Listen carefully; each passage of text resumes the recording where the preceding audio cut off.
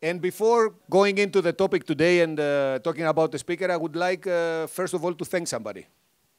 I would like to thank our member, Artemis Kotsiras. He's the guy who actually put me in contact with Stefanos. Okay, and it all started, as we remember today, it all started during the Jordan trip. So we were just sitting at the same table, and we started discussing, having dinner. And then I mentioned something about NLP, and then they said, of course, we know, and they knew the same person, da, da, da, da, da. And then I said, there is this guy, Xenakis, and I like the books, and maybe I'm considering of giving that book as a gift, Christmas gift to the members. And they said, of course, I know Stefanos. I said, hold on. You know Stefanos? Okay, give me his number. And that's how everything started. Okay, so a warm applause for Artemis. And Konstantina, yes, of course, of course. Of course. His wife is here, and he said, and Konstantina, this is prevention, man. Bravo, well done. That's great. That's great. Yeah, yeah. Good job. The years of experience, 28 today. Okay, man. Okay. Yeah, congratulations. Great. So as I said, the reason why we're here today and the reason many things are happening is, as Stefanos will talk to us about, is this willingness to act. So, I could just have read the book and I could have gotten the learning or whatever, and that would be it. And that could be it. What happened is that I felt that more people should read this book. Maybe, I don't know. And then, okay, let's get 200, 300 copies for the members. And then let's reach out for this guy, because something was, intriguing. Something was telling me that we should take this further. And everything starts with a call. So we didn't know each other, by the way. We met physically yesterday for lunch, okay? We were talking on the phone all this time. But it feels like we're friends already. So I called him, and I said, you don't know me. I'm calling from Bucharest. That's my name. This is what we do. And we would like to have you as a speaker to an event. And he said, yeah. I said, fuck, I should have asked for money. So, yeah, and things are happening in such a magical way when we just decide to act, and do something. And Stefanos will tell us much more about this. And another thing I loved about his book is that he's a chemist. In my opinion, I've never told him, but to me, he's like a chemist. Because what he manages to do is to present a simple situation, an everyday story, and he manages to extract from that story, like in chemistry, the learning and the feeling. And this is how we learn. And as my good friend Virgil is saying about failure, we don't learn from failure. He says we learn from analyzing the failure. This is exactly what it is. And many times in this club we have discussed about the importance of thinking about things that are happening to us or to others. But just think about them, because this is where the learning and the experience and the wisdom is coming from. And I found this amazing, what he does in those 3 pages chapters. And I also found amazing the fact that he is also a film director, like a chemist, I mean. And by this, I'm saying that he makes the reader to be the hero of the book.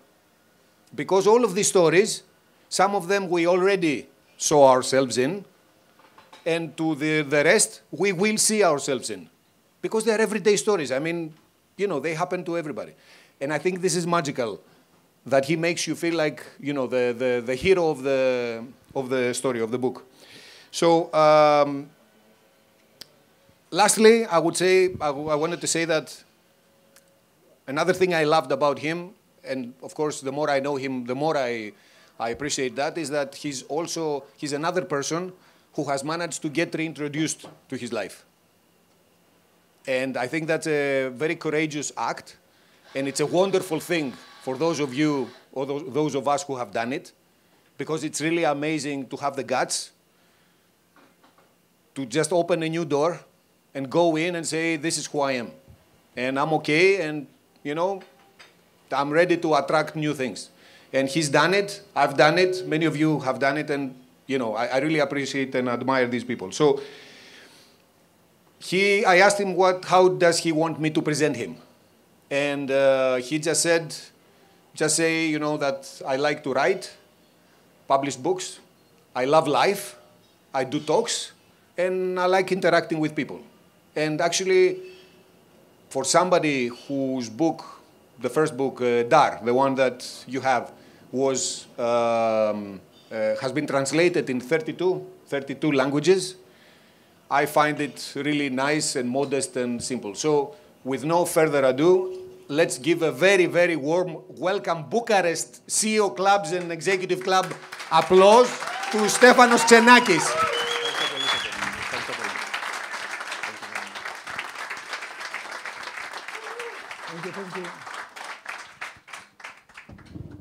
Thank you very much. It's an honor for me to be here. And Bona Dimineața, if I say it correctly. Yeah. Good morning to everybody. And today's presentation has a title, 8 photographs, 8 lessons for life, 8 stories. So let's go ahead. Can you see? Fine.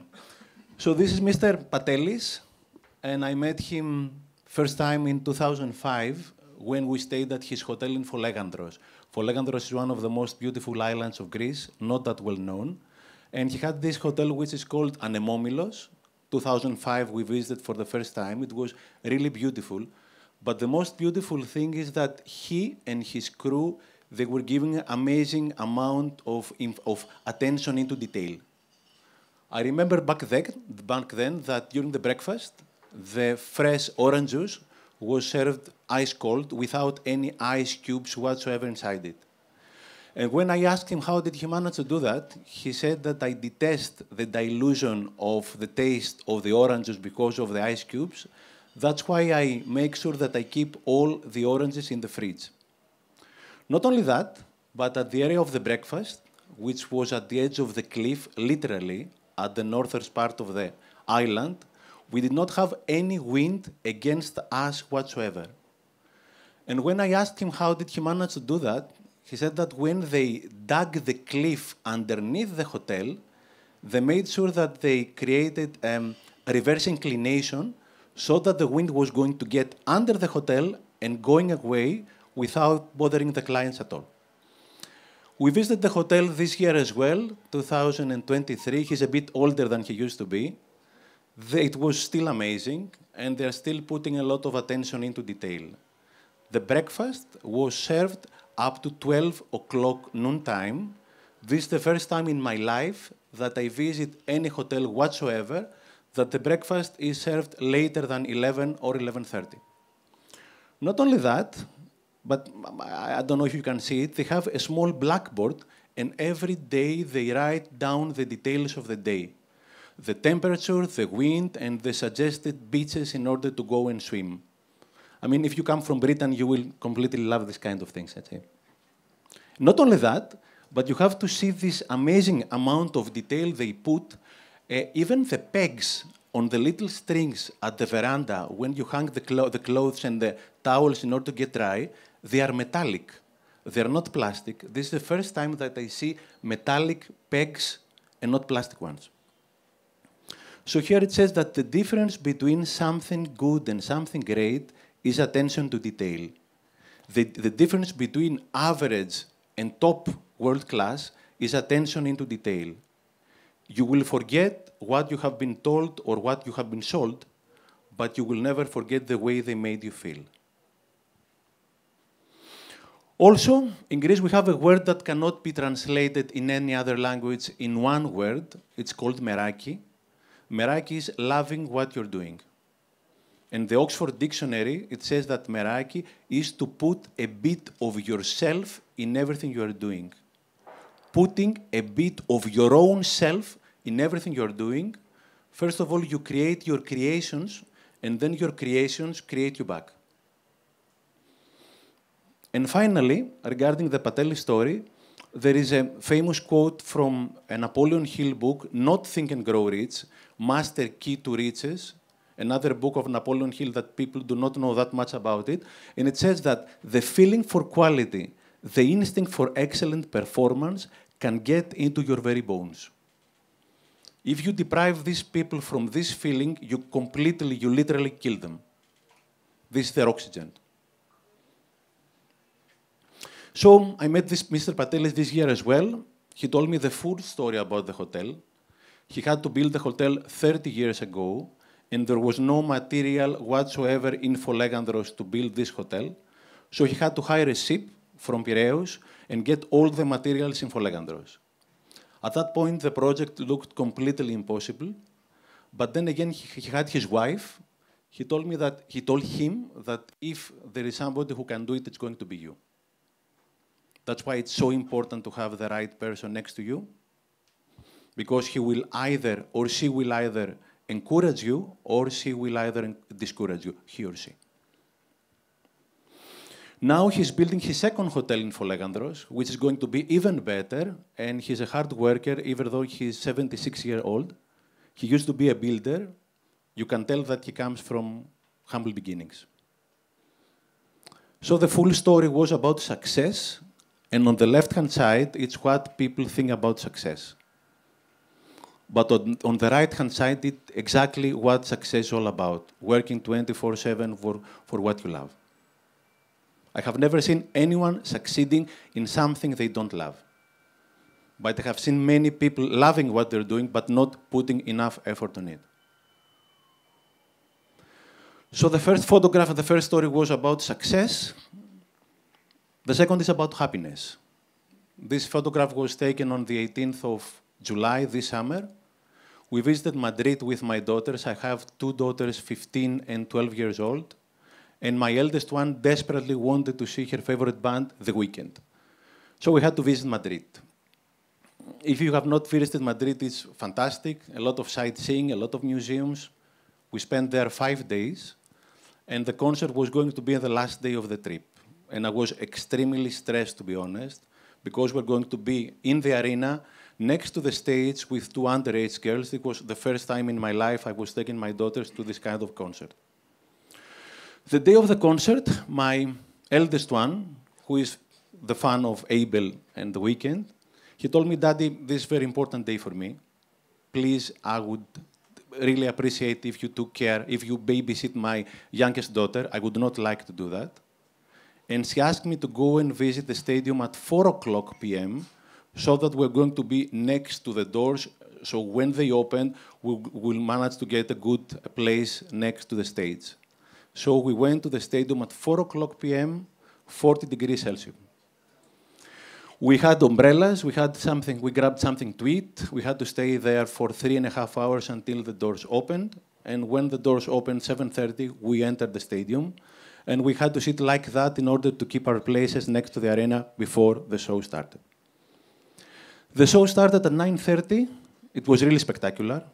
It was very, very difficult for me at some points because it was so crowded. At some point, I lifted one of my feet, and then I could not find a place to put it down. I had to hold these 2 bottles of water without the caps because they were removed for some security reasons. And at the same time, rivers of sweat were coming down my back. And not only that, but at some point, my daughter's phone ran out of memory, so she asked me to use my phone in order to record the show.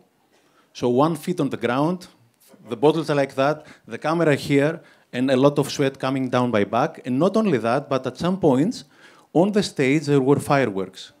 So the temperature was up to 45 and 50 degrees Celsius. Thank God the concert finished at 11:30, so we had to find a taxi to go home. It was really difficult. A lot of crowd in the streets. We arrived back at the apartment we were renting at 1:30 in the morning, so I was completely exhausted. I tried to go to sleep, and then my daughter said, "Daddy, we're hungry." So I had to prepare something for them to eat. So it was 2:00 in the morning that I went to sleep. I was completely dead, completely exhausted. And then I asked my daughter if she had a nice time. She said, "Daddy, maybe this was the best day of my life." I was really exhausted, I was really dead, but I was extremely happy at the same point. 3 big lessons from this small story. First of all, if I was not in a top physical and emotional condition, I wouldn't be able to contribute all these things to my daughters. If my cup was not full, I would not be able to fill her cup. And at least in my country, in Greece, the previous generation, there was a myth that it's very selfish to be in a top condition. If you are not in top condition, you cannot help anybody, including yourself. Second lesson, it's about boundaries. By the way, this is the best definition about boundaries I have ever come across. It's from Brené Brown's book, The Atlas of the Heart. But I don't know if you can see it. No. It says that boundaries are the distance at which I can love you and me simultaneously. Boundaries are extremely important, but at the same time, it's to know when you don't need boundaries whatsoever.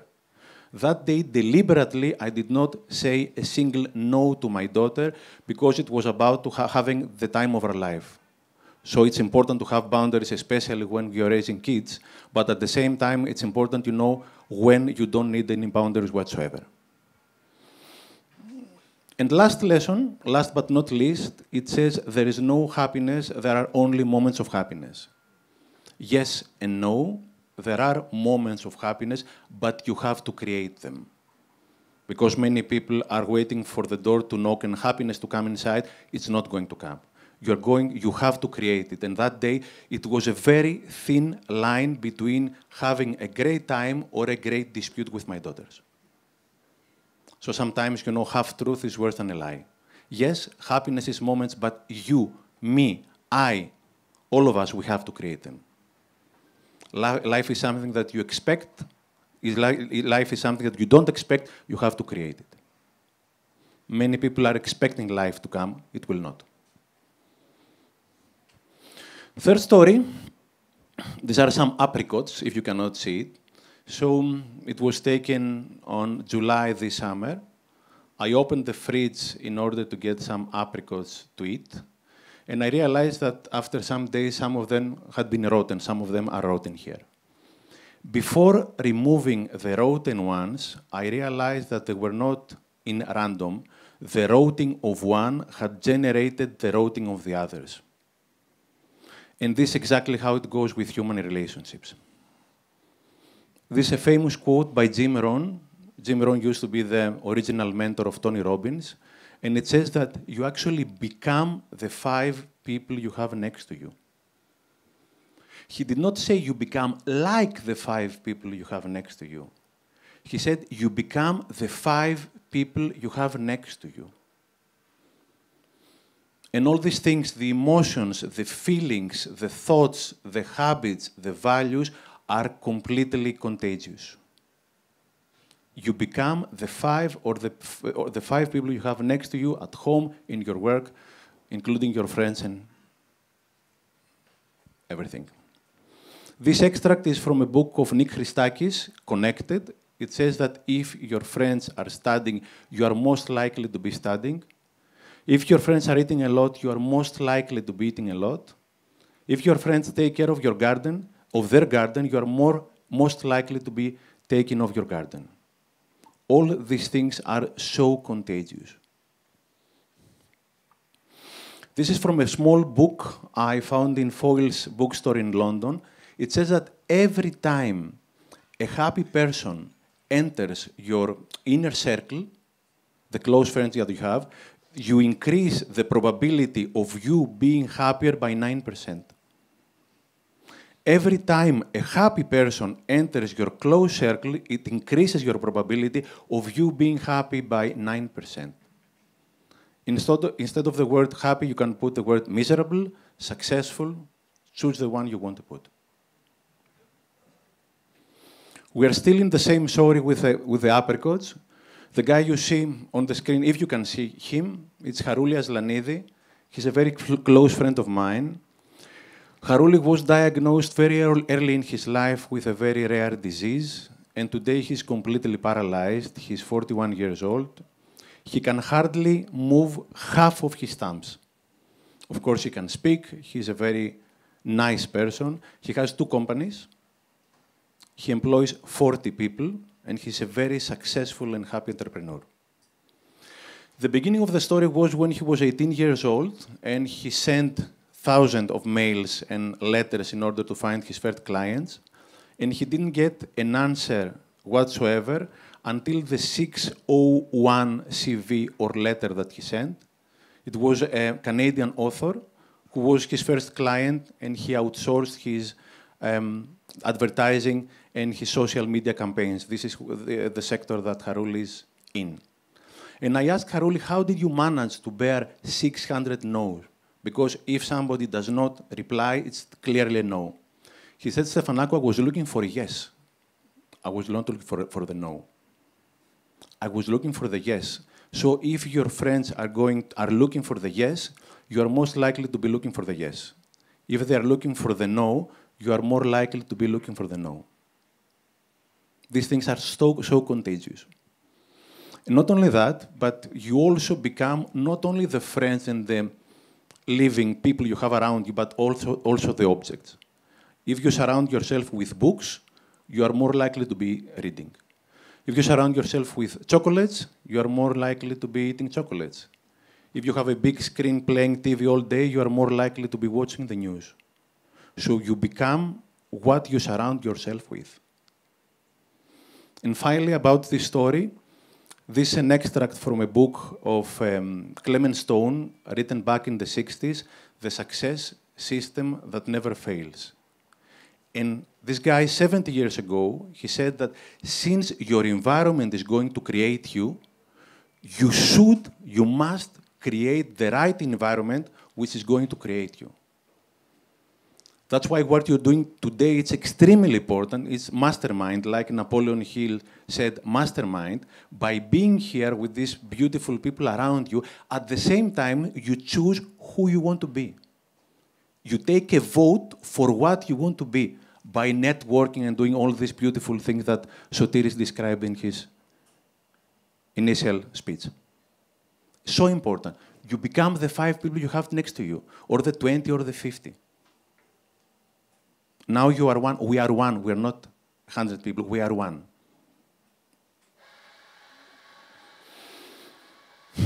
Next story. Next story is about love. This is a bottle of juice, if you cannot see it. So in March this year, 6 months ago, I had to spend 8 days in temporary jail because I forgot I was late in settling a legal issue that had to do with my company, which had gone bankrupt 8 years ago after 20 years of operation. It was a criminal negligence on my behalf, and maybe a lesson that I had to go through. So I was in jail for 8 days. Unfortunately, in Greece, they know me, so I was among the first news in the media. You know how it goes these days. When you write a book and it's international bestseller, they don't care about you, but if you're in jail... Anyway, this is not the story. The story is that during the 3rd day of my staying in jail, a policeman came next to my cell, and he's a fan, he's reading my books, he's attending my presentations. He said, "Thank you for what you have done for all of us. I'm a fan, I'm reading the books, etc. I'm really sorry for what's going on right now." I told him, "Don't worry, it's going to take some days." And he brought me a bottle of juice as a gift. I said, "I really do appreciate that." Several minutes later, unfortunately, the guard of the jail, and he was very polite, he came and he said, "I have to remove it because not all security procedures were taken care when my colleague brought this bottle of juice, so I have to remove it." I said, "It's okay." Next day, the original policeman came back. He said, "I'm so sorry you didn't have the juice." I said, "It's as if I had it. It's your intention that counts." 3 months later, June, this is when this photograph was taken, I was giving a presentation. I was talking about my new book, 8 Days in Jail, 70 Lessons for Life. I decided to write a book about this small adventure. I was signing books. So at some point, the guy came next to me and he said, "I think my name is George." I said, "Okay." And he gave me a bottle of juice. And I told him, "Don't tell me you are the one." He said, "Yes, I'm the one." and I really wanted you to have this bottle of juice. So this time, nobody can take it away from you. This story is about love, and this extract is from the book of Rhonda Byrne, The Secret, which has sold more than 30 million copies. It says, the feeling of love is the highest frequency you can emit. The feeling of love is the highest frequency you can emit. All good things derive from love. All bad things, allow me the word bad, they come from the lack of love. 80% of our happiness will come from happy relationship with other people. 85% of our happiness will come out of relating with other people. The longest survey that has ever been carried out in this planet is being done in the University of Harvard in Boston. For 90 years now, they are looking to find out what makes people happy. Is it money? Is it fame? Is it the villa next to the sea? Is it the red Ferrari? Is it the yellow Lamborghini? What is it? Only relating with your friends, with your kids, with your spouse, with your colleagues, and especially with the people that you don't know. The people you are going to meet for once in your life, and it's a big choice whether you are going to say yes or no, thank you or please, or if you are going to connect with them. And one of the most important relationships, of course, is the relationship with ourselves, which most of the times it's quite neglected. Only relating can make you happy. The value of our knowledge multiplies when we share what we know with others. Nothing is worth if you cannot share it. If you think about it, nothing is worth if you cannot share it. And you can only own knowledge if you share it. You only own things when you share them. And of course, you multiply their value. This is a famous quote by Simon Sinek. Here it says that we are all strands in a long rope that stretches back countless generations and ties together every person in every country or every continent. There is this long rope that connects us through time and space. We are all one. Yogananda used to say about the illusion of separation. We think that we're separate. We're not.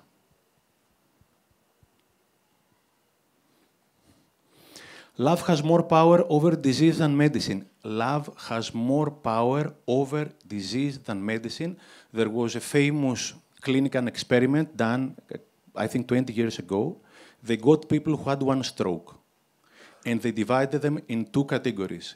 People who are we, they share, they love, all these things that you feel here. And on the other side, the people who are me, myself, and I don't care, I don't share, blah, blah, blah.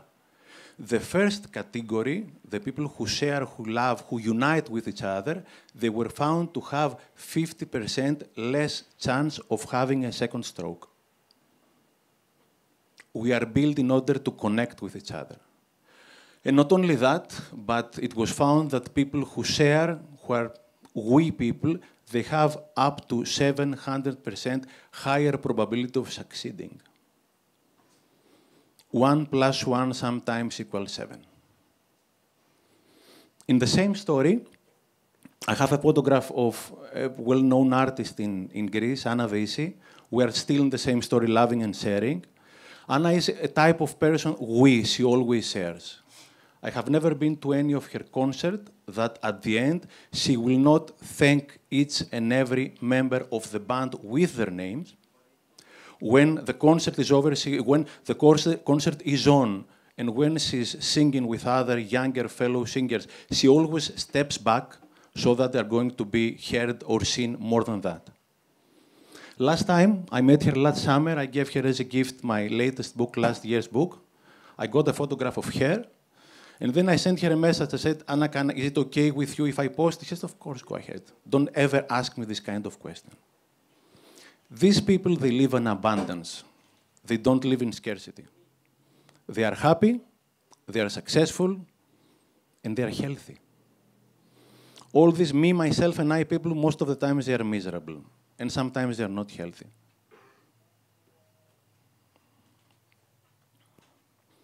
Next story.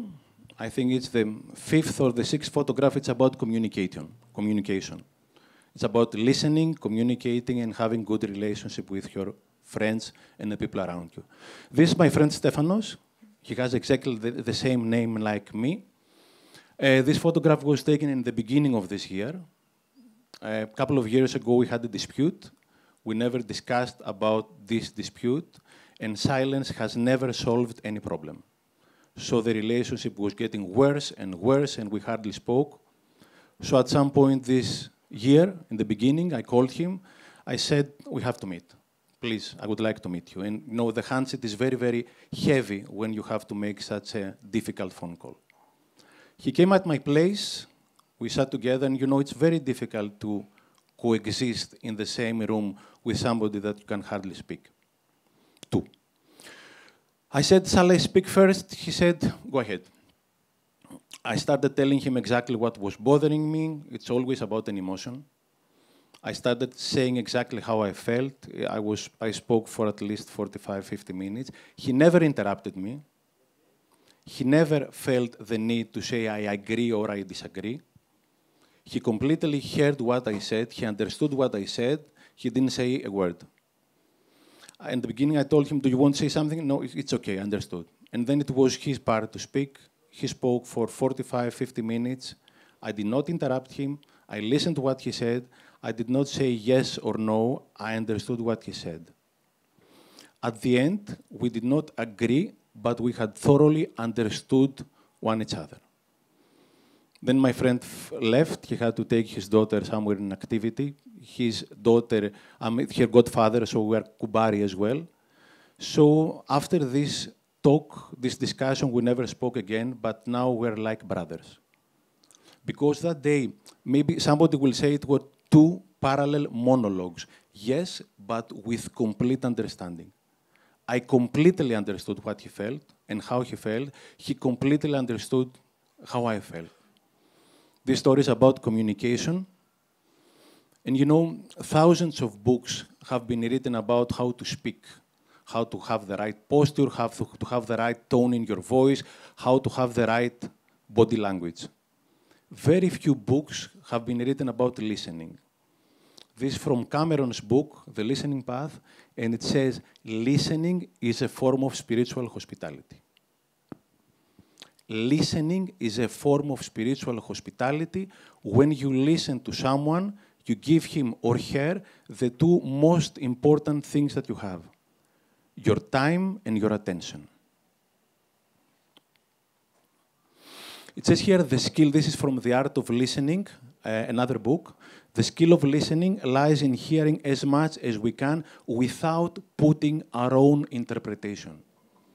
Many times we feel the inner need to say this is right or this is wrong. This is yes or this is no. Sometimes it is what it is. And the late Ziegler used to say that do you want to be right or do you want to be happy? Do you want to be right or do you want to be happy? And the Western part of the world generates people who want to be right. Sometimes wanting to be right for us is more important than being happy. That's why we're not happy. Always the same story. It says we like ideas and people that fit into our worldview, but there is tremendous value in finding room for those that don't. Barack Obama was in Athens this summer, and he gave a beautiful speech, and he said, do discuss with the people that you disagree. Do discuss with the people that you disagree. These are the most important discussions. And finally, this is my favorite quote. It says, you cannot hate somebody you understand. You cannot hate somebody you understand. Understanding derives from love. You cannot hate somebody you understand. You might have divorced with him or her. You might not be business partners anymore. But once you understand his place, you cannot, his position, his feeling, you cannot hate him. You cannot hate somebody you understand. Communicating starts from listening. And most of the times we do not listen, we just wait for our part in order to speak. And in a relationship, it's not mandatory that we agree, but it's mandatory that we understand each other. Next story, it's about action. Like Sotiris said, this is a sick story.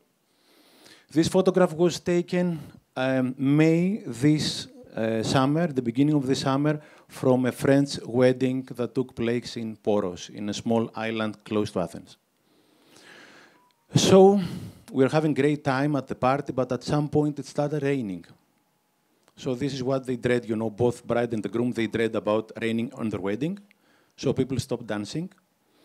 And there was this tall guy with a beard, I think that his name is Yannis. He was sitting next table with me, at the next table, not next table to us.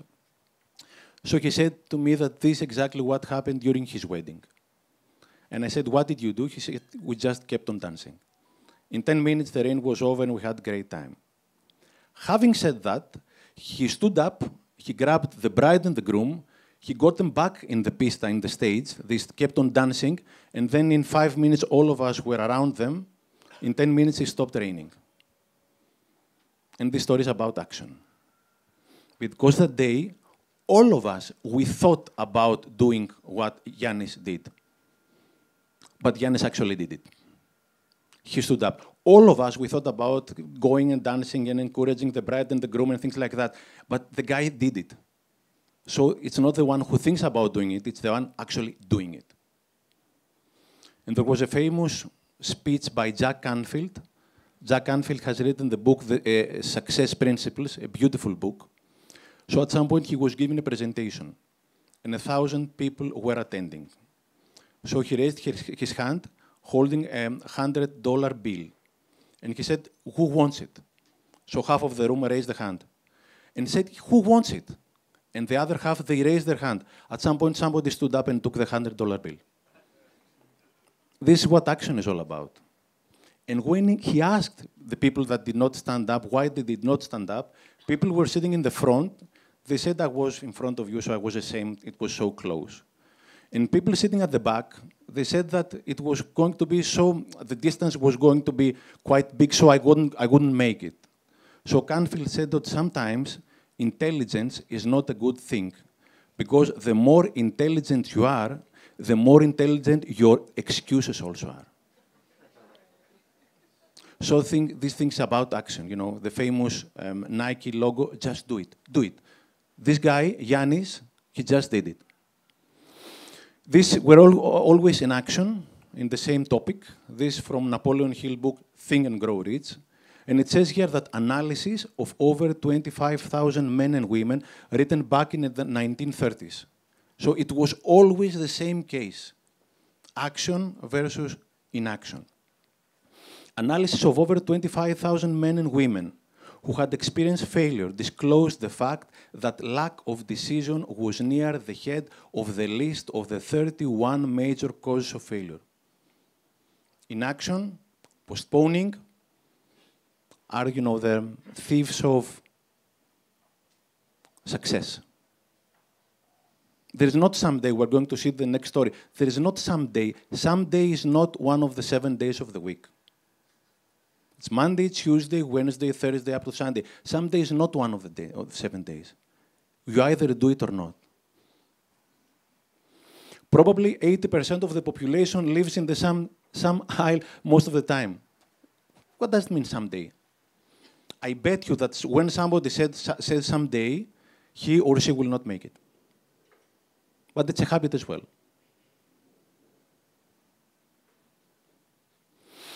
You just need to shut the, F, and start. It's so important to start. It's so important to start. I have a case regarding my life. Sorry for this, because the mail is in Greek. So I wrote my first book in 2018. It's called Todoro. And we translated it with my editors. And we were thinking about sending an email to Evangelia Avaloniti. She's the most famous agent in Greece representing Greek books abroad.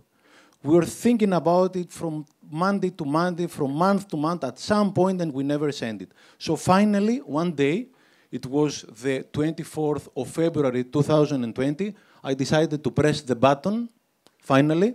So I translate the mail.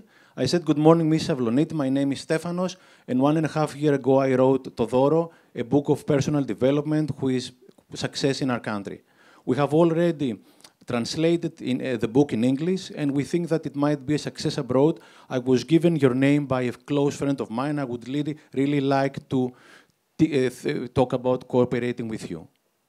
In an hour, she called me. Next day, we had the meeting. Next month, we had the first country that the book was going to be published. It was Poland, I think. And today, the book is already in 32 countries, has sold more than 500,000 copies. Why I said that? It was this small act. Sometimes you are away from your goal, just a small act. A message, an email, a discussion, a book, a presentation, a whatever. It's just a small action which might get you closer to your goal. For me, it was an email, which I hesitated and I postponed and I did not send it. I just pressed the button that day. Sometimes it's so simple. Simple is not always easy. It's another thing, something to be simple, it's another thing to be easy. For the simple thing to become easy, you have to have rehearsed it many, many times. So these things about action, like Sotiris said in the beginning, you either do it or not.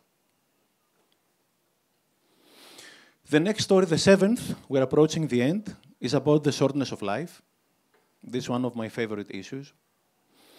During this summer, I was trying to find some photographs of my daughter, so I had to reduce the size of the photographs with my thumb on the screen on the phone, so I could manage to fit many photographs on the screen. I reduced it even more, and I realized that at some point I had managed to fit several decades of photographs in the screen. And if you reduce it even more, you manage to fit a full life. So at some point, I look at this photograph, and I said, you know something? This is a full life. That's it. All this grandiose thing about life, at some point, I'm going to do this, that's it.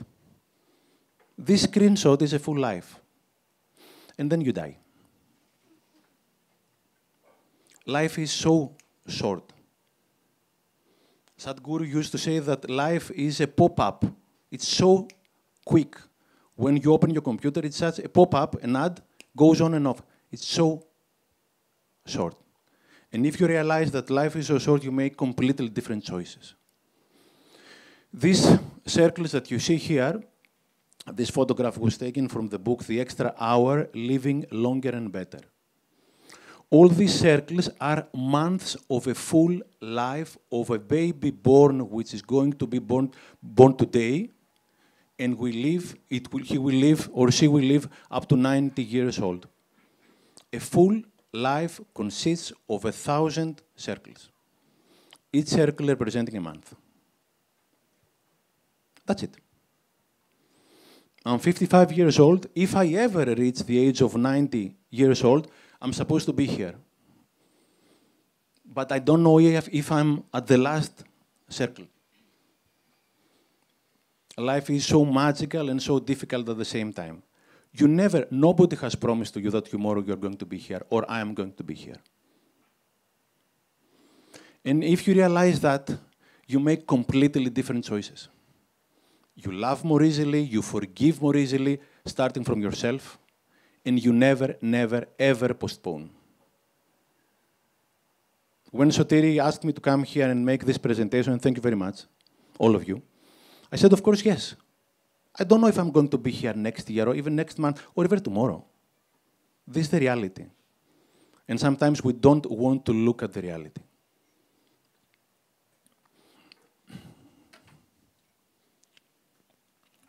This is from Rhonda Byrne's book, The Greatest Secret. It says, life has no opposite. The opposite of death is birth. Sometimes we think that living and dying, they are the opposite. They are not. The opposite of death is birth. It says here that life is eternal.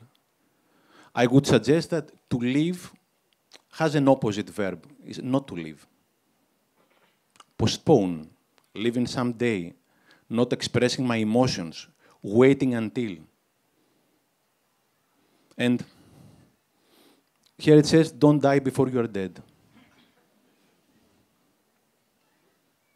And the worst death is not to die, the worst death is not to live.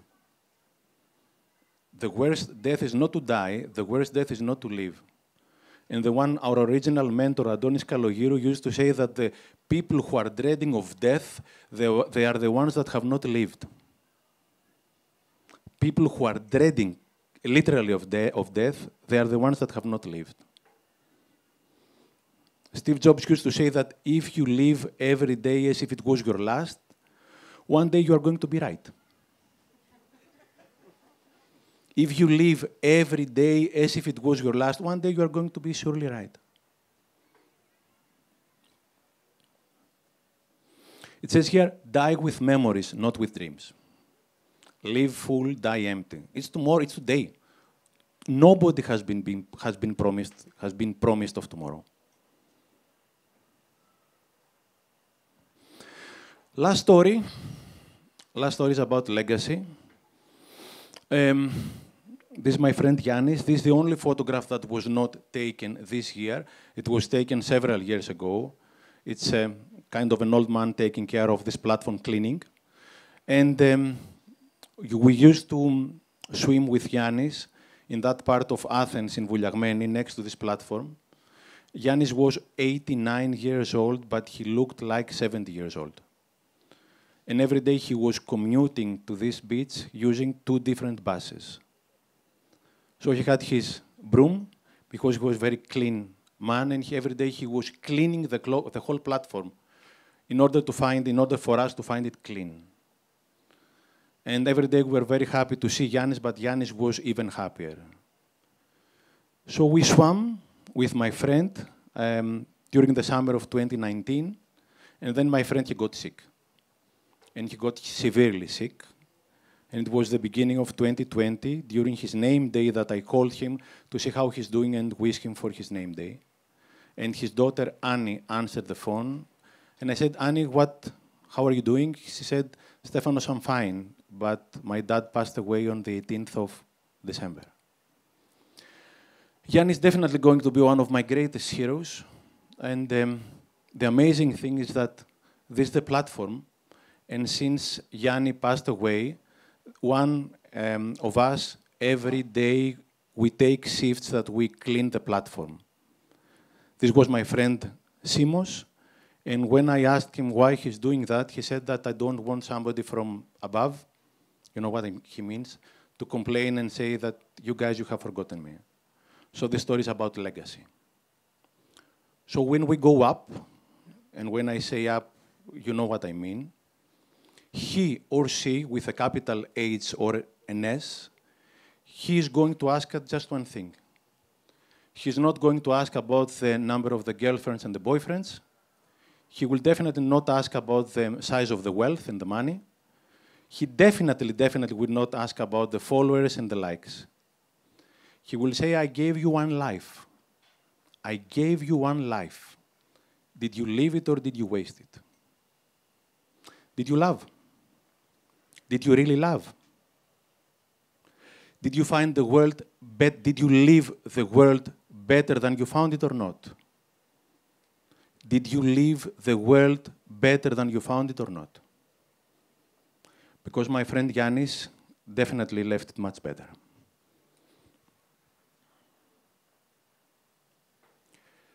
Thank you very much.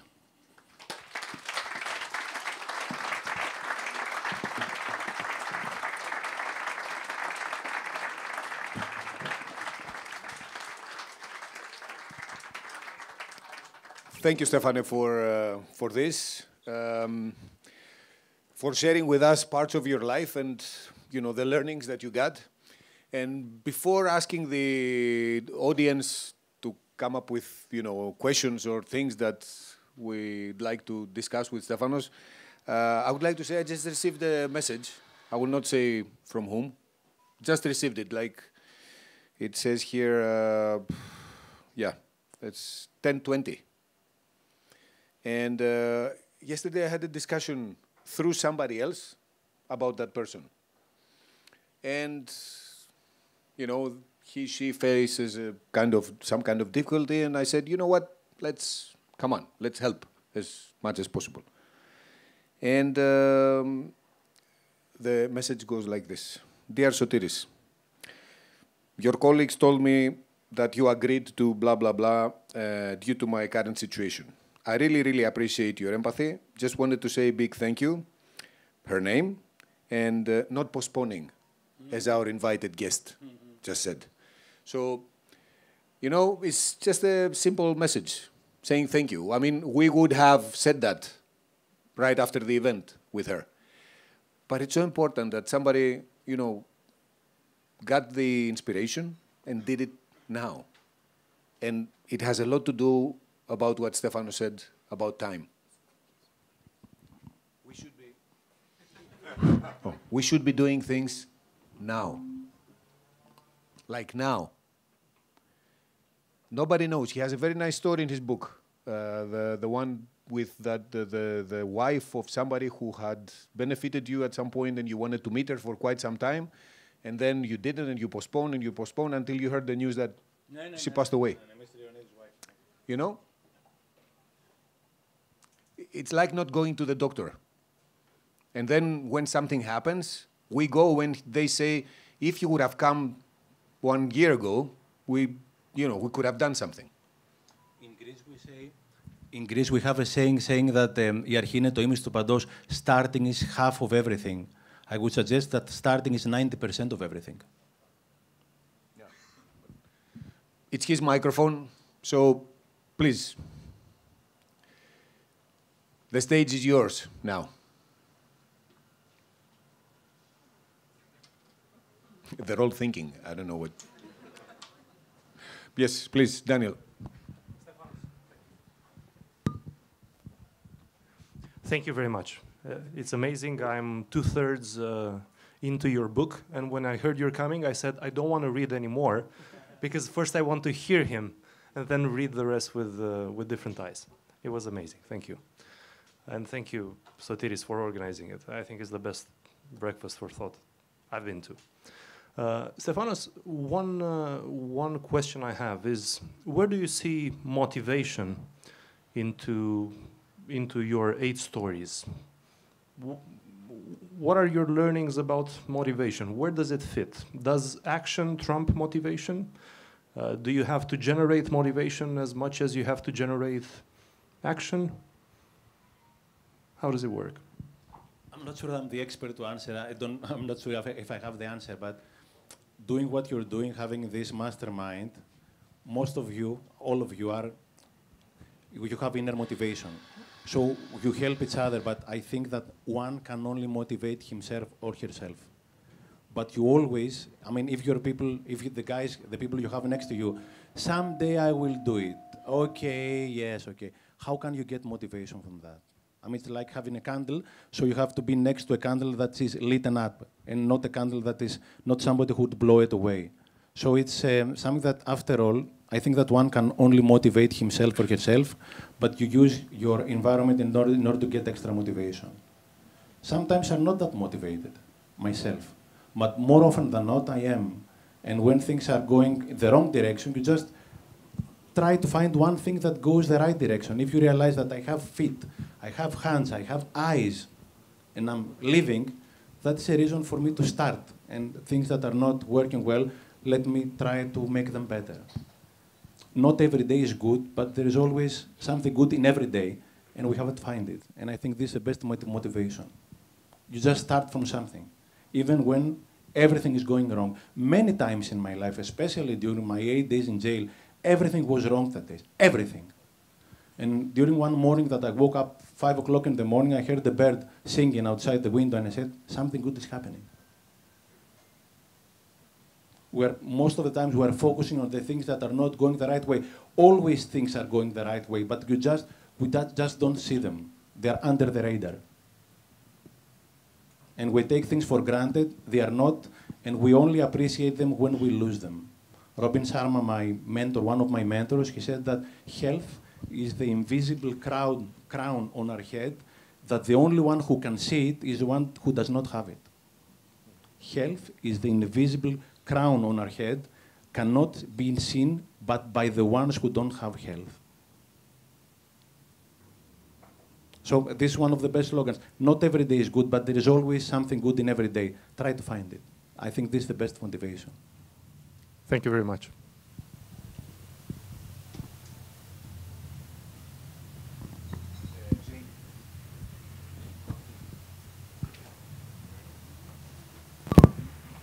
Thank you as well for the inspiration. I'm seeing from the stories that you are presenting a lot of self-persona, like first-person view of life and how you can find the beauty and the inspiration and the motivation around you, and how happiness or fulfillment somehow comes from within self, and this spills over to others.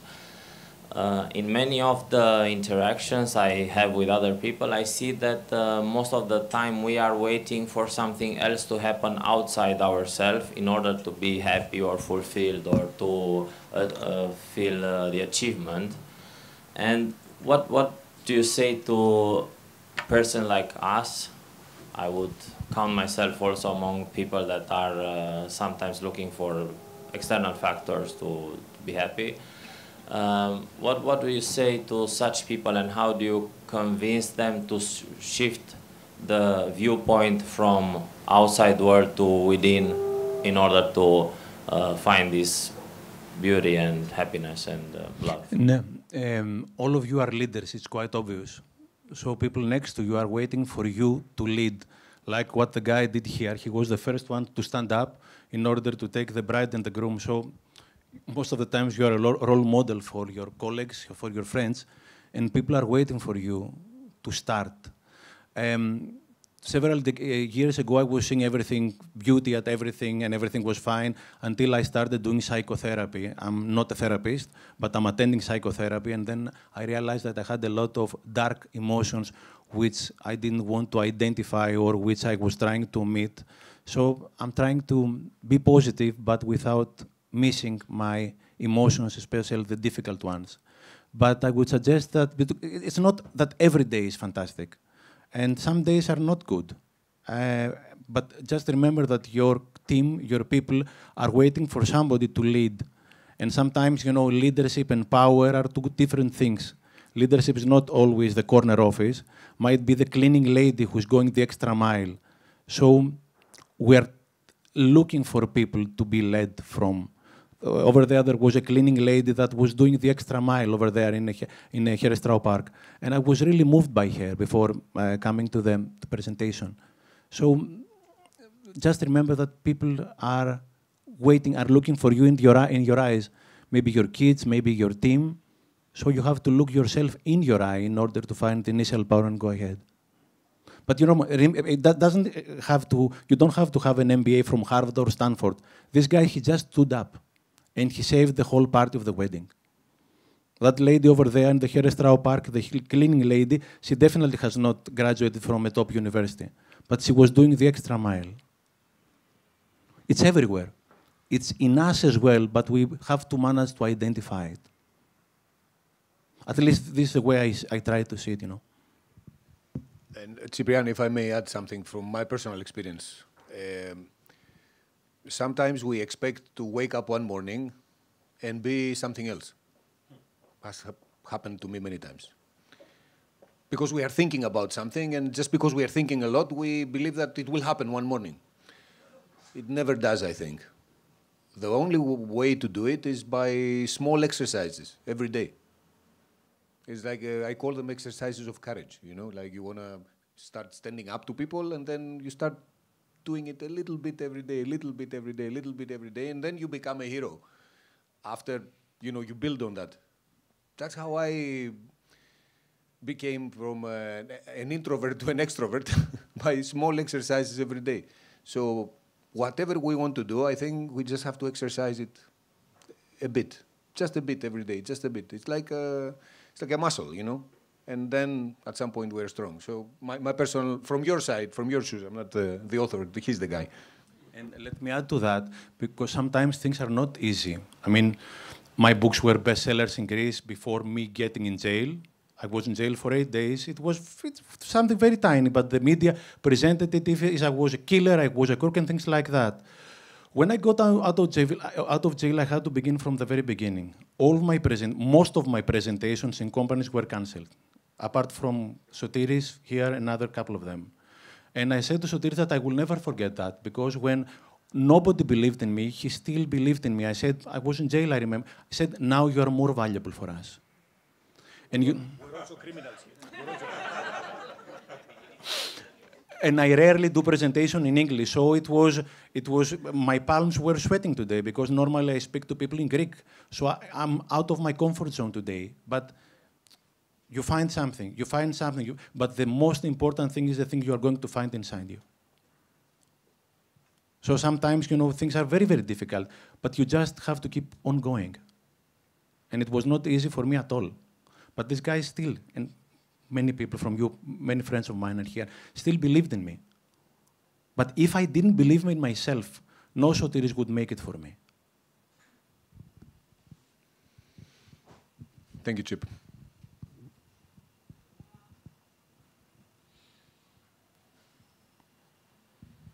Please. Good morning. How are you managing your expectations when it comes to relationship with the others in order for you to be happy or to have good relationship with It's very with easy. them? I don't expect anything from others. I know this saying that, okay, the secret of happiness is to manage your expectations, but how can you do it? First of all, I'm not an expert, so I'm just going to say my personal opinion. Let's say. I don't even expect my daughters to love me. If I deserve love, I will get it for my kids. If I don't, I won't. And we know a lot of kids who have grown up who do not speak with their parents or their brothers and their sisters. It's another thing expecting, it's another thing feeling that you are entitled to something. We are not entitled to anything. If I'm a good father, I will have good relations with my daughters. If I'm a good partner, I will have a good relation with my spouse, or my ex-wife, or my friends, or my colleagues. If I'm not, I will not have it. So I really don't expect anything from others.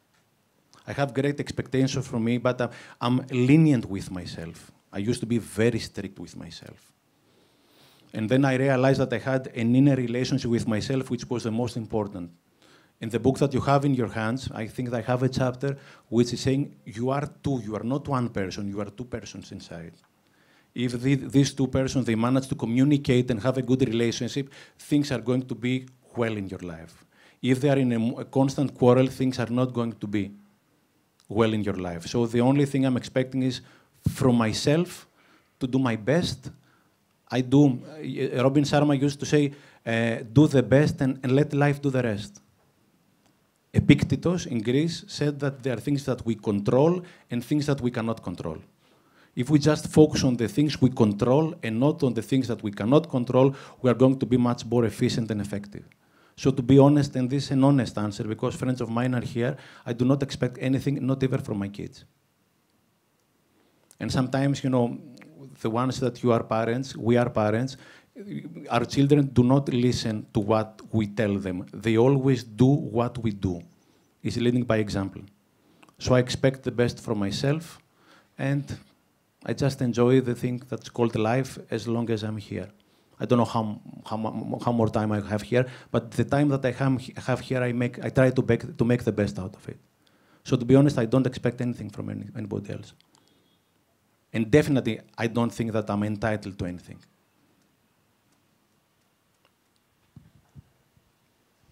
I'm sure I did not answer, but... That's a cool thing with writers. Hello. They don't answer, but they answer, It's my first time when I'm using the mic. Hello, I'm Vali. Nice to meet you. Welcome to Bucharest. When you want to see the box, you have to get outside of it. And regarding with the life meaning, what do you think? The life is about boxes and how many boxes you want to see outside, or just to find your box? I think you should give presentation, not me. One of the best things I have found through experience to get out of the box is journaling, writing. Have this little calendar and writing what is going on in your life. And I have a very close friend, Najemi, he's called. He said, why don't you write on third person? And sometimes I try to do that. It's not always easy. I write in my calendar and I said, he did that, he went there. And then I said, is it me or is it him? Maybe both of them. So one of the best techniques I have not found, but I have tried, is to write and then you immediately get out of your life. And of course, getting out of the box, it has to do with who are your friends. If your friends feel comfortable out of the box, you will feel comfortable outside the box. It's this comfort zone that we never cross sometimes. John Maxwell used to say that it's not called a comfort zone, it's the danger zone. Inside this zone, inside this box, you're not going to find what you're looking for. So you have to have sweat in your palm sometime in order to get out of the box. Today it was one of these days for me, because I had a lot of sweat in my palms. Great, thank you.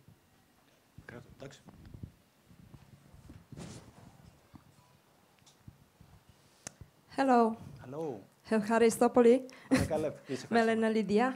I'm very glad to be here and to hear all about you.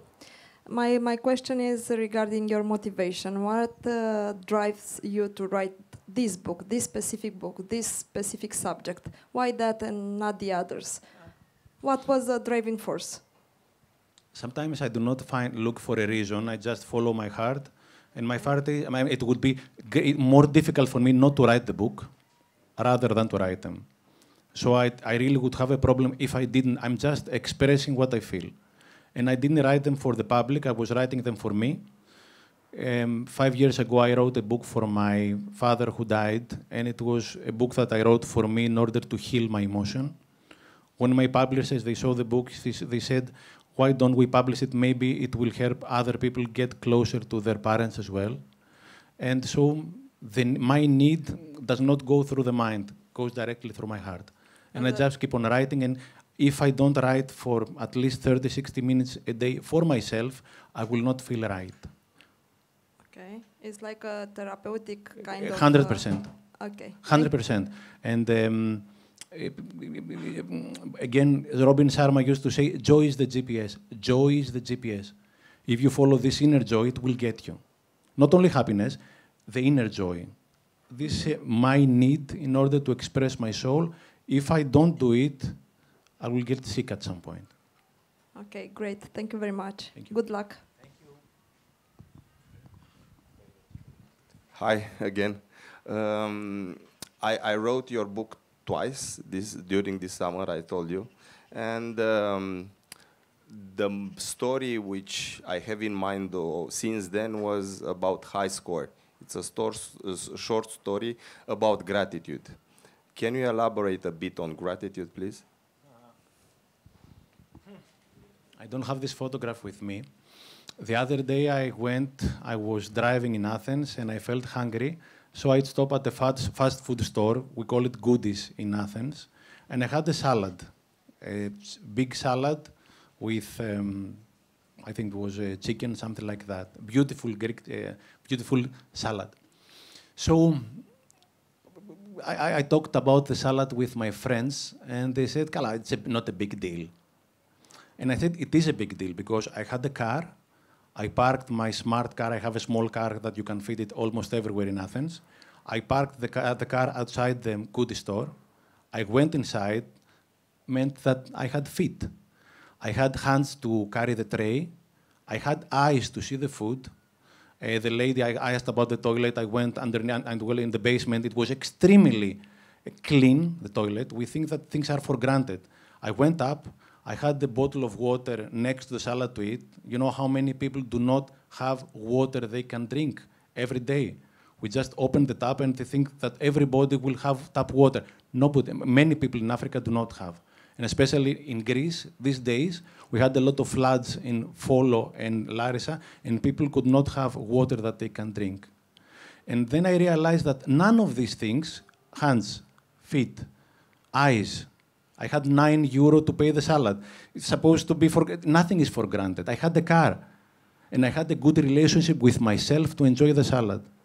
And I was telling my friends that none of them, excluding the good relationship with my friend, were not for granted. Nobody had guaranteed that even one of them I would have it tomorrow. Nobody will guarantee that I will have hands tomorrow, leg, eyes, 9 euros, a car, or bottled water. So if you realize that you have them now and you might not have it tomorrow, say, check, yes, yes, I'm so happy I have water to drink. I have eyes to see. This is my friend Haroulis, the one I showed you before. He doesn't have almost anything, this guy on the left. But look at his face. You cannot cheat a smile. He's very, very happy. He cannot stand up. He does not have his hand. He cannot drink something by himself. You have to help him. He says, Stefanos, straw. So you have to give him the glass of water with the straw so that he can have some. He cannot even go to the toilet by himself. Yet he has traveled the whole world, he's very successful, and he's up again on a very big project with a very, very big company, a worldwide project. So things, you know, are inside, they're not outside.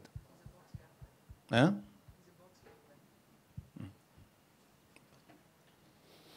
So these things about gratitude. I realized that for that salad, I had so many things which I took for granted, and nothing is for granted. Yes. But the only thing that you can work in is the relationship with yourself. This is the only thing that you can control, you can manage every day. This is the only thing we have, our personal development. Like Jim Rohn used to say, you do not control the weather, but you always control your sail. And if you know how to put the sail right, you can do it in any weather.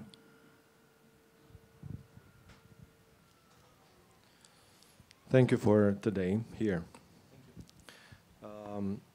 You mentioned about we become the environment, we becoming the environment, and actually it's true that the environment influences us and actually is the major generator of changer of habits.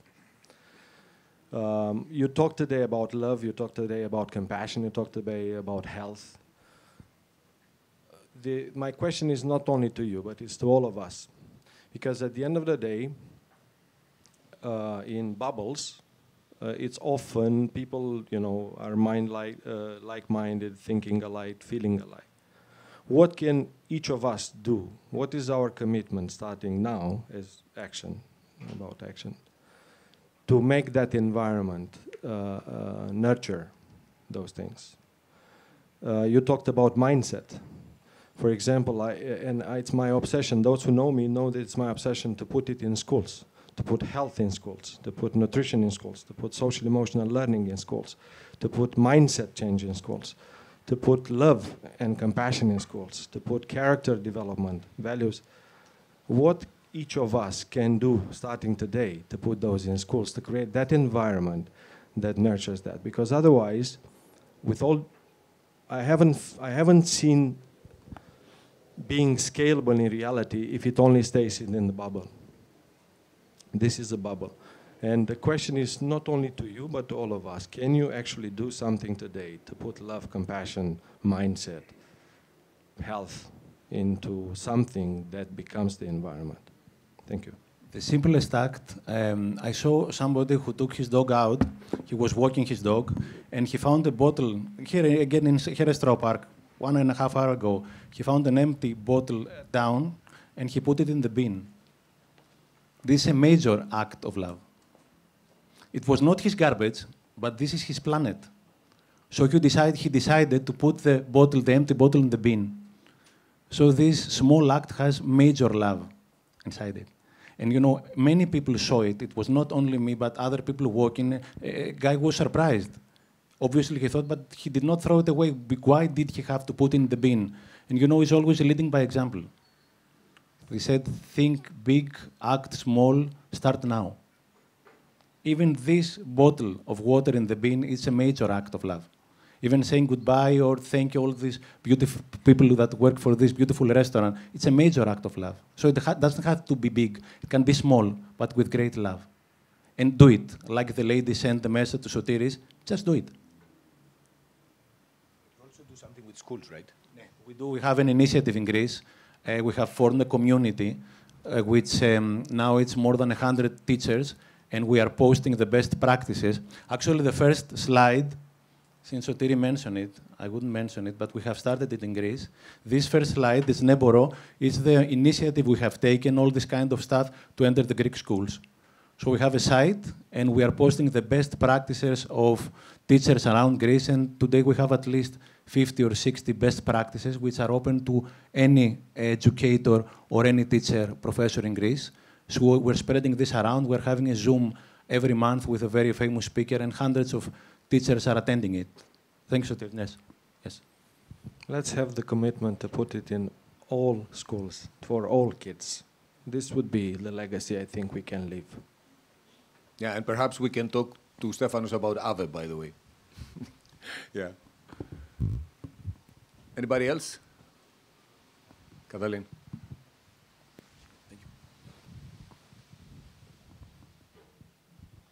Thank you. For me, it's among the first few meetings that I'm recently joined the club. So I will start with the Greek word. You speak about meraki, but I have another one because I used to have a... Don't say it. Don't say it. It's not the M word. It starts with M. No. I need some more wine to say that word. It takes one to know one. It takes one to know one. It's a nicer one.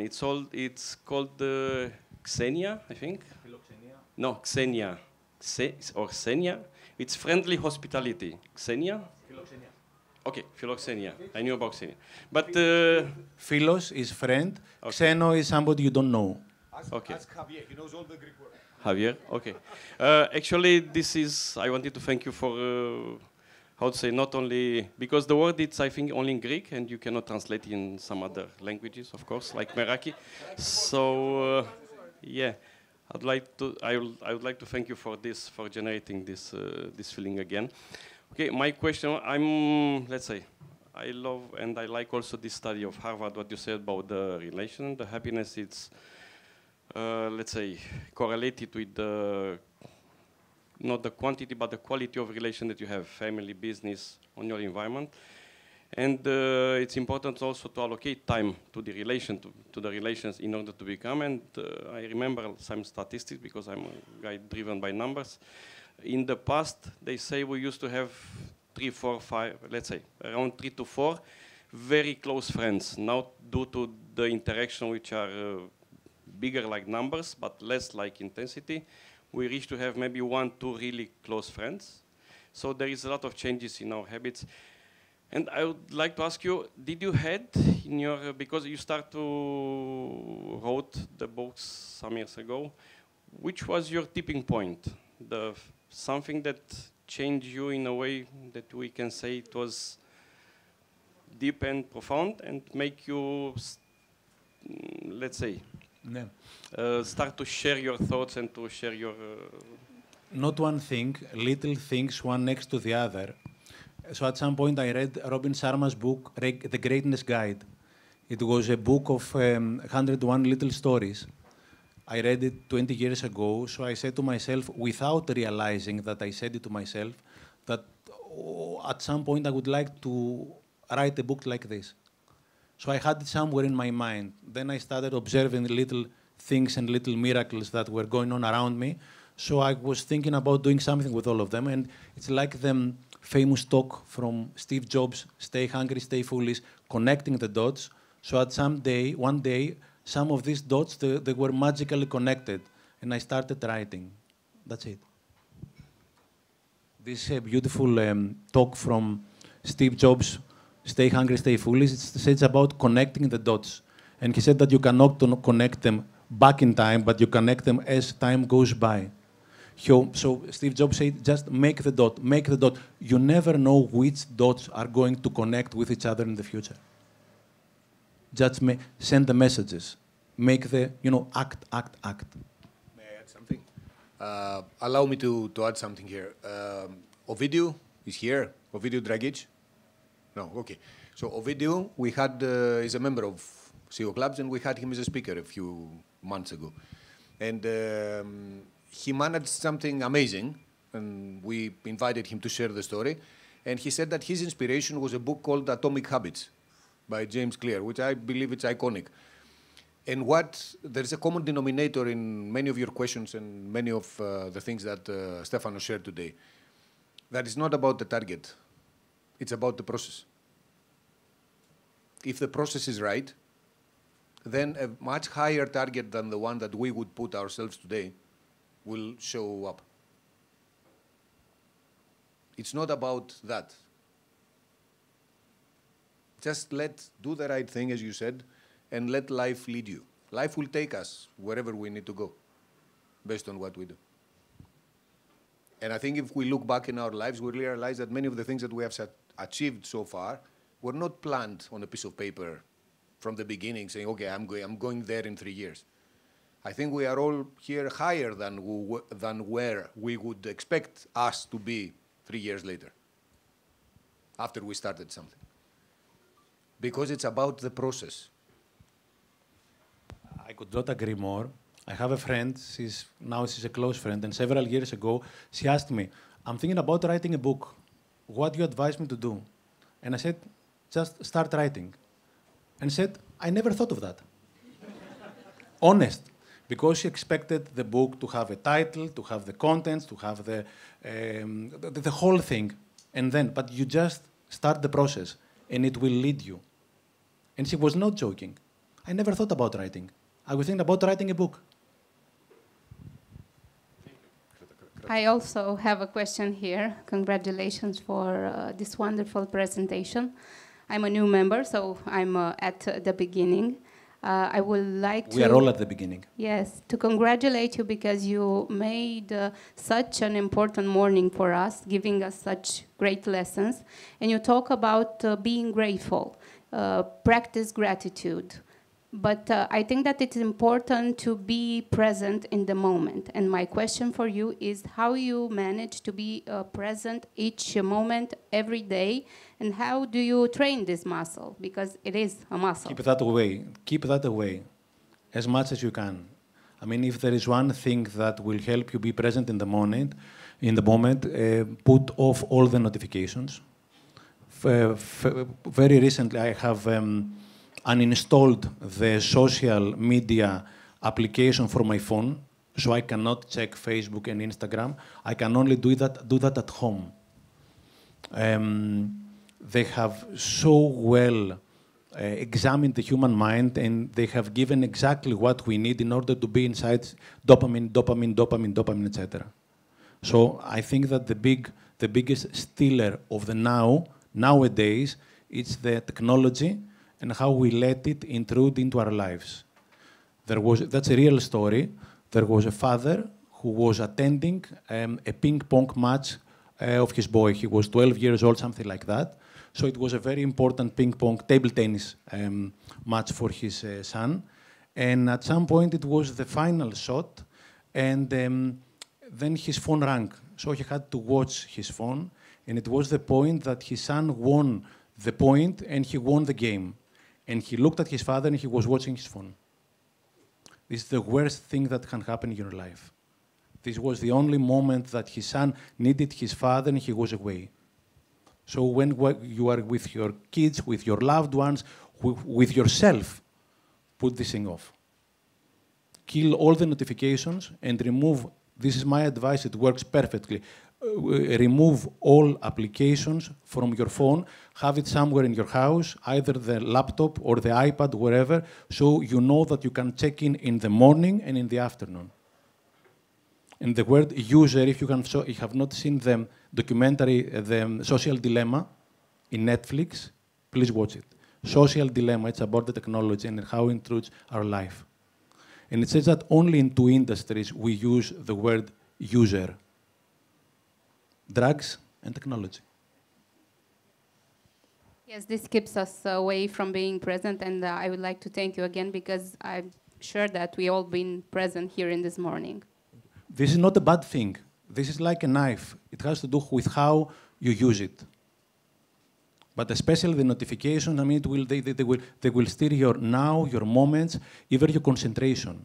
There was a study by Microsoft and saying that when you are in flow, when we are concentrated like we are here, once it rings or you get a message or something like that, your concentration needs 19 minutes to get up to the level that it was before. And Jim Rohn used to say that we don't have a lack of time, we have a lack of concentration.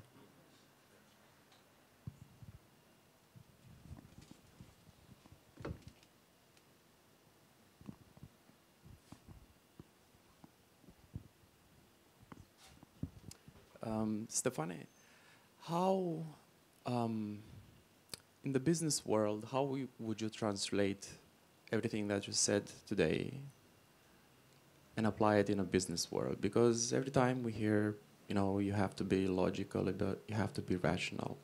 There's no emotion in the business, or is it?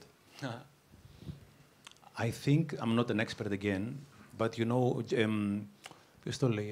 Simon Sinek used to say that business are always people, human beings. And if you cannot connect with if you don't understand human beings, you don't understand about companies. And the more the technology advances, the more you can differentiate from the competitor through human relationship. So even AI has been built by human beings. So it's always human beings. And if you cannot connect with human beings, you're not an entrepreneur. You might be an investor. But if again, you are standalone, you're not going to be a good investor. You can be a great technocrat, you can be very, very good at what you're doing, but if you're not good with people, you're not going to make it. May I have a follow-up question? I think we live, at least here in, I don't know if it's in Eastern Europe or not, but when you are vulnerable, you can be regarded as being weak. But it's another thing to be vulnerable, it's another thing to be weak. Two are words that are close to each other, but they're not. Vulnerable is showing your emotions, weak saying, I'm done, I'm not going to make it. So sometimes we confuse these words. A friend of mine was giving a presentation in Greek a month ago, and he's saying exactly that. The Greek word is adinamos και ευαίσθητος. It's another thing being vulnerable, it's another thing being weak. I think that many people that do not show their emotions, either they don't know them, or they are afraid not to appear weak. It's another thing to be vulnerable, it's another thing to be weak. Thank you. And how did you know that? You didn't say Stefano, you said Stefane. Stefane is in Greek. When you call somebody, you change the... By coincidence, or do you know Greek? No, I don't. It was just an intuition. Okay, I just want to know. Thank you very much.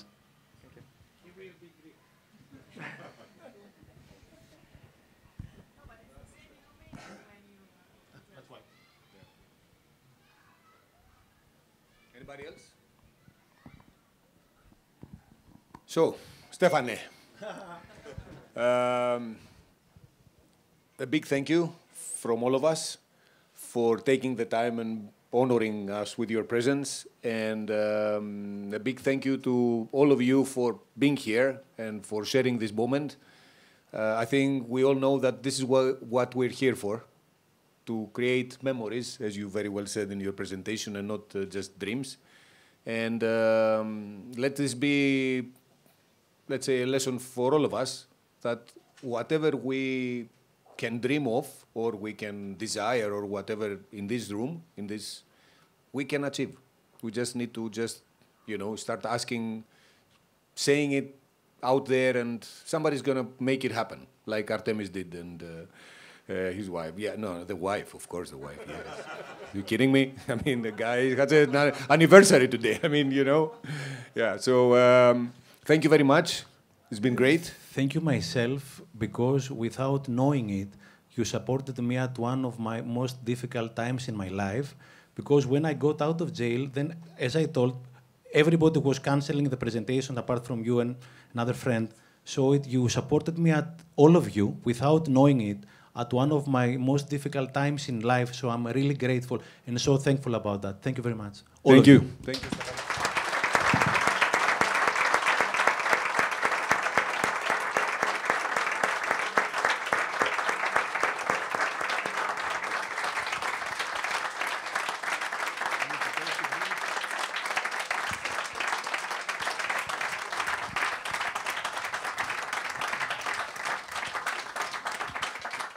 As my friend Srini from Harvard Medical School was telling me, let people love you.